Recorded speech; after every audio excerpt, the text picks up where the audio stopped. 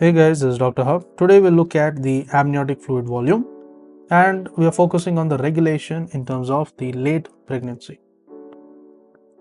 So as we begin, the pathway, that is in terms of the fetal urination.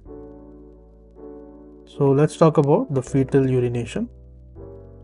So in the fetal urination, what is the effect of volume? The effect of volume is there is production, and approximately the daily volume is 1000. So approximately it is about 1000. Then comes the fetal swallowing. The fetal swallowing, this is again there is a resorption here. It is the effect on the volume, there is resorption. So this is about 750. Then we look at the fetal lung fluid secretion. The fetal lung fluid. The fetal lung fluid secretion. So what is this? This is nothing but there is production.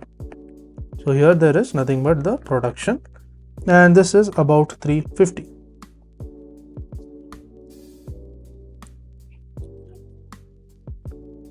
Next, we move on to the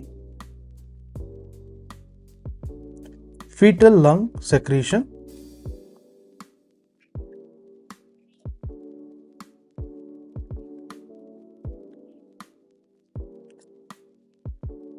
So fetal lung secretion, the effect is nothing but production, and the approximate daily volume will be about 350.